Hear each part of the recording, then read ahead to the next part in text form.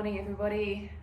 Today I just wanted to quickly go through some hands-on skills to glide the scapula. Great for dogs that have arthritis or who are dumping a lot of weight forward on their front limbs and it just have a little bit of restriction in there.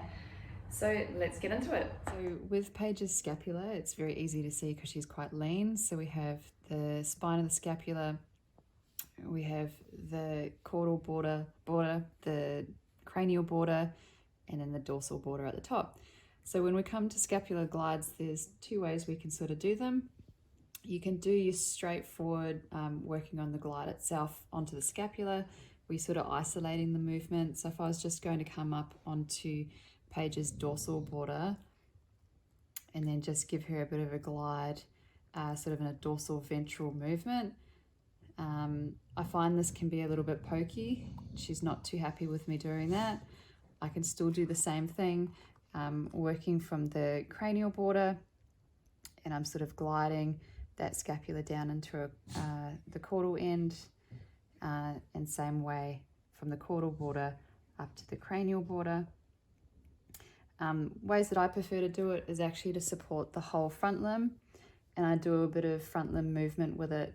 So hand over the cranial border, I'm gliding the whole shoulder complex and the scapula caudally, and by doing that I'm getting a bit of stretching coming through Paige's neck, through omotransversarius and brachiocephalicus, and she can see that she's much more comfortable with me doing that.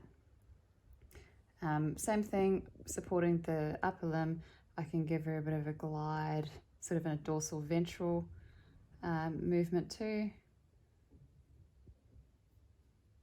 Yeah, okay. Good girl. And also coming onto the caudal border, again supporting the upper limb and really sort of stretching and gliding that into a cranial direction that way as well.